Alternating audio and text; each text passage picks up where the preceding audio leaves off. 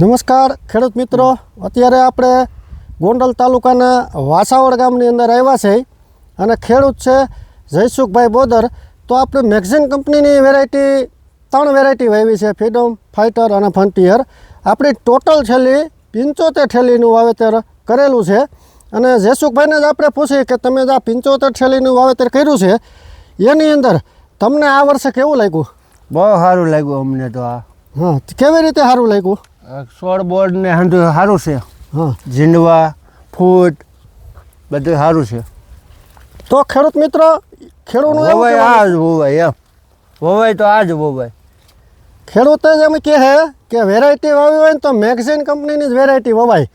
શું કામે વવાય એનું કહેવાનું એવું છે. એક અત્યારે એની જે તાકાત છે ને છોડવી, એ તમને બતાવી દે છે છોડની તાકાત.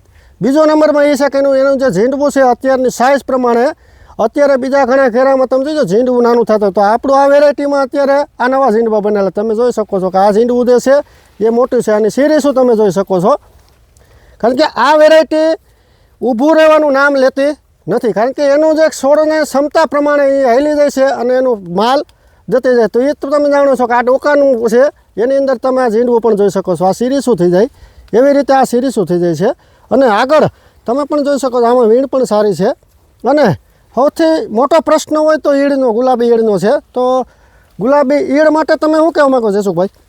અને આમાં આવે જ નહીં. આવે જ નહીં? નહીં હા, તો આવે જ નહીં, નકર આ ઝીંડવામાં આવી ગઈ હોય. તમે આ જે વેરાયટી વાવી એમાં તમને આનંદ આવ્યો? હા, એમ? આમાં ઠાળું નથી હલાતું. હા હા, કારણ કે આપણે મોહકા ઉપર છે, બહુ આગળ જવામાં રિસ્ક નથી લેતા, કારણ કે અત્યારે કપામાં નુકસાની થાય એવું છે. તો પણ તમે નજરામાં નિહાળી શકો છો ખેડૂત મિત્રો. તો આ છે મેગઝીન કંપનીની વેરાયટી અને તમે નિહાળી પણ શકો છો. તમે જુઓ આની અંદર ક્યાંય ઈળનો ડાઘ નથી. અને ખેડૂતોએ આપણે થોડી જાજે નહીં 75 ઠેલી વાવેલી છે. ખેડૂત પણ આપણી સાથે છે. વાસાવડ ગામની અંદર, ગોંડલ તાલુકાનું વાસાવડ ગામ, અને ખેડૂત છે જયસુખભાઈ બોદર.